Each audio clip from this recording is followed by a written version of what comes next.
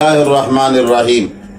ایک غیر ضروری قسم کا سوال ہے کہ آدم سے پہلے زمین پر کون سی مخلوق آباد تھی۔ پہلی بات تو یہ ہے کہ یہ کوئی اسلامی سوال نہیں، نہ ہی قیامت کے دن ایسی باتوں کا پوچھا جائے گا اور نہ ہی ایسی باتوں پر علم حاصل کرنے سے کوئی فائدہ ہوتا ہے۔ پھر بھی یہود اور عیسائی جو ہیں ان کا متفقہ فیصلہ ہے کہ آدم سے پہلے ڈائناسور اس دنیا میں رہتے تھے، مگر بعض دانشور اور محققین کہتے ہیں کہ نہیں، انسان جیسی مخلوق تھی، اور کچھ لوگ یہ کہتے ہیں کہ یہ کچھ خلائی مخلوق کی مرکز تھی۔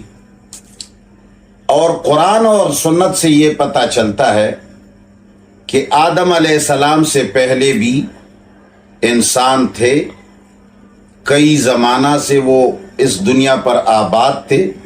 جب اللہ تعالیٰ نے انسان کو خلافت دینے کا ارادہ فرمایا تو تبھی لوگوں نے، ملائکہ نے یہی اعتراض کیا کہ یہ تو خون ریزی کریں گے، یہ اس لیے کہ وہ پہلے سے انہوں نے دیکھ لیا تھا۔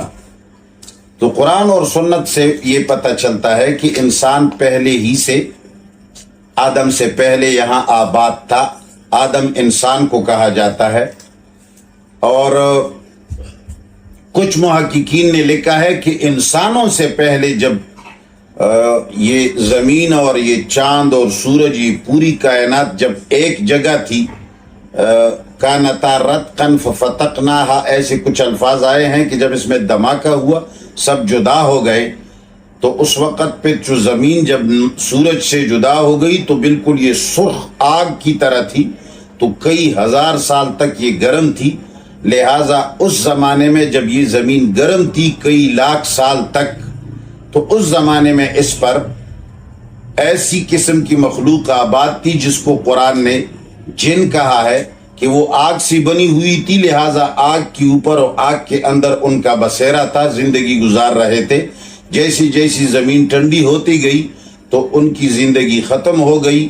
پھر جب یہ مٹی ہو گیا اور یہ ٹھنڈی ہو گئی، تب اللہ تعالیٰ نے انسان کو مٹی سے پیدا کیا۔ واللہ عالم، مگر یہ کوئی ایسی باتیں نہیں ہیں جس پر دین کا مدار ہو۔